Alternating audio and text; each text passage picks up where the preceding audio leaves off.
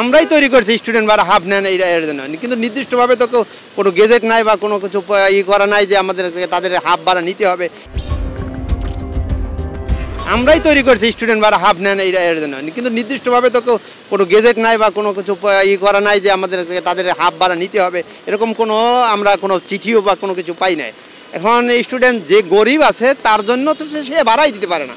এখন দেখা যাচ্ছে যে হাফ ভাড়ার নামে 8-10 জন স্টুডেন্ট একসাথে ওইটা ভাড়াই দেয় না। তাদের কাছে যদি আমরা হাফ ভাড়াও নিই তাহলে দেখা যাচ্ছে কলেজের সামনে তারা আমাদের গাড়ি ধরে ভাঙচুর করে দিতেছে, ভয় দেখাইতেছে যে আমাদের কাছ থেকে ভাড়া নেছো, এই আমাদের মোবাইল গেছে, ধাক্কা দেখিয়েছে, বিভিন্ন ধরনের হয়রানি করে তারা। হাফ ভাড়ার একটা সিস্টেম চালু করে এরা আমরা উল্টা আরও হয়রানি হচ্ছি। কন্টিনিউ যে 2-4 সিঙ্গেল মারলে যদি 40 জন ছাত্র যায়, 30 জন ছাত্র যায়, যদি আমরা টাকাই তো পাই না, মূলত তাদের কাছে আমরা টাকাই পাই না।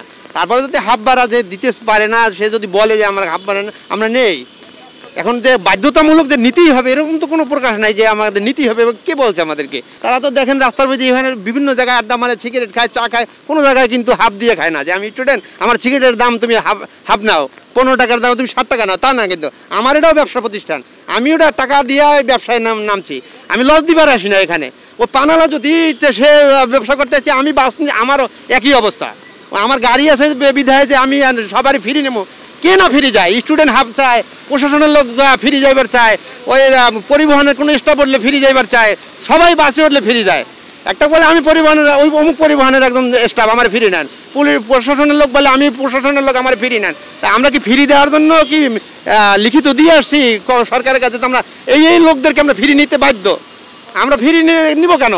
সে ইনকাম করে না। স্টুডেন্ট তার পিতা মাতার সহায়তায় চলে, তার পিতা মাতাও তো আর্থিকভাবে সচ্ছল। তারা যদি যে দুর্বল থাকে তারা আমরা এমনি ফিরে নেবো। সে বলবে আমার কাছে টাকা নেই, আমরা এমনি নেবো তাকে। আমিও স্টুডেন্ট ছিলাম, আমিও একসময় এরকম হাফ ভাড়া দেওয়ার চিন্তা ভাবনা করছি। এখন তো বুঝতেছি যে আসলে ব্যবসা এসে দেখছি যে আমি ওটা ঠিক করি নাই। আমি আমার তরফ থেকেই বলছি যে বিগত দিনে আমিও হাফ দিচ্ছি, আমার সেটা ঠিক হয় নাই। আর স্টুডেন্ট লাইফে এই শিক্ষা নেওয়া উচিত না।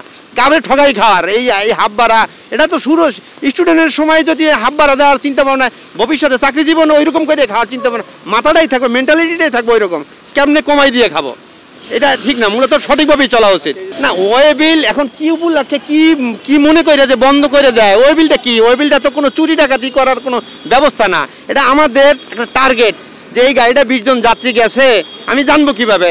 দিন শেষে যে গাড়ি আমার কি হিসাব দেবে? আমার কি হিসাব দেবে? আমি কেমনে বুঝবো যে আমি আজকে সারাদিনে 3 ট্রিপে আমি 100 জন যাত্রী নিছি? আমার এই ওই বিলটা হচ্ছে আমার এখান থেকে আজকে এই গাড়িটা চলছে। ও তো আমার ড্রাইভার হেল্পার, তো আমি থাকি আজিমপুরে। আমার হেল্পার যদি বলে যে আমি উত্তরায় আমার চাক্কা পাঞ্চার হয়ে গেছে, আমি সারাদিনে চালাই নাই, তাহলে আমার সারাদিনের টার্গেটই শেষ। এই জন্য আমরা ওই বিল সিস্টেমটা রাখছি এই কারণে যে ও তো ঘুরলে ধরা খাবে। এই পাশেও আছে, ওই পাশেও আছে, যেখান থেকেই ও ঘুরবে সেখানেই আমার স্টাফ আছে, ওরা সিগনেচার করে দেবে কতজন যাত্রী এটা দেবে। এই যাত্রী কতজন লেখছে এটার সাথে তো ভাড়ার কোনো সিস্টেম না। কারণ এখানে আমি যদি সরকার বলে এখান থেকে 2 টাকা বলে, আমি 2 টাকায় ওই গুনবো 20 জন যাত্রী। ও লেখছে 20 জন, আমি 20 জন আর 2 টাকা করে গুনবো, আমার 40 টাকা আসে। আমাদের সিস্টেম রয়েছে এরকম। তাহলে ও যদি না রাখে আমি বুঝবো কেমন? ও বলবে আমি 5 জন নিয়ে আসছি, তখন কি হবে? আমি টাকাটা কি ও কি তোর আকাশ থেকে বলে না যে পবিত্র না যে আমার যে খালি ঠিক মতো গুইনা দেবে? এখন যে সরকার যে নির্দেশনা দিচ্ছে, আমরা অলরেডি সিটিং, তারপরে গেট লক, এগুলো এখনো উঠে গেছে। এখন আর ওই 2 ওয়েলের মাঝখানে যে 15 টাকা বা 20 টাকা বাধ্যতামূলক, এইটা এখন আর নাই।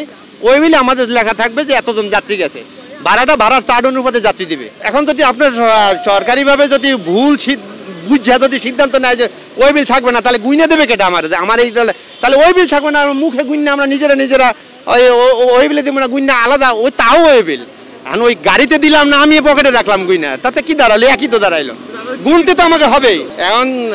এখন এই দেশে কোনো ভালো কাজ করতে গেলে বলা হয় আইনি জটিলতা। আইনি জটিলতাটা কি? আমার কথা হচ্ছে ড্রাইভারে এই গাড়িটা যে যানজট লাগায়, কি কারণে লাগায়? এই যে এত কিছু হয় তারপর কমে না কেন? আমাদের সিদ্ধান্তটাই তো ভুল। আমাদের এখানে যদি নির্দিষ্টভাবে একটা ধাপ করে দিত যে মিরপুর থেকে আজিমপুর 30 টাকা ভাড়া আসে, এখন যদি আপনি 2 টাকা করে উঠান, তাহলে সিগন্যালের ওই পাশে একজন যাত্রী নেমে গেল, নামার পর আমার সিটটা খালি হয়ে গেল, সে 5 টাকা দিয়ে নামলো। দেখেন আমি আবার ওই সময় যাইতে আমার 5 টাকা লাগবে, এই 5 টাকার জন্য ওই সিগন্যাল বন্ধ করে দিয়ে দাঁড়াই থাকবো। তখন এখন তো আমার এই গাড়ির সিগন্যাল পার হইয়া 5 লাখ ব্যাখ্যা করে দিয়ে দাঁড়াই থাকবো, মিরপুর ডাকতে হবে। এই আরঙের এখানে নেমে দেবে, আমি মিরপুরে ডাকবো, কারণ আমার তো ওই যাত্রী নিতে হবে, আমার তো সিট কভার করতে হবে। আর আমরা করছিলাম কি যে উনি এখানে নামুক আর খামার বাড়ি নামুক, উনি খামার বাড়ির ভাড়াটা দিচ্ছে। যাতে করে আমি এখানে খালিও চলে গেছি, 20 জন 10 জন যাত্রী নিয়ে গেছি, আমার 30 জন যাত্রী জায়গায় আমি 10 জন নিয়ে গেছি। কারণ আমি একটা স্টেপ বাই স্টেপ ভাড়া নেওয়ার চেষ্টা করছি যাতে যানজট না লাগে, দ্রুত যাত্রী যেন যাইতে পারে। এখন আপনি যখন সংবাদ কভার করতেছেন আপনিই ভুগবেন গাড়িতে উঠলে। কীভাবে ভুগবেন? আপনি তো এই যে 2 টাকা করে যদি ধরি এখানে 12 টাকা, ওখানে 15 টাকা 17 টাকা, তাহলে তো আমি ওই নামামো আর উঠামো, পুরা ঢাকা শহরে নামানো উঠাইতে একদিনই কভার হয়ে যাবে, শুধু উঠাবো আর নামাবো।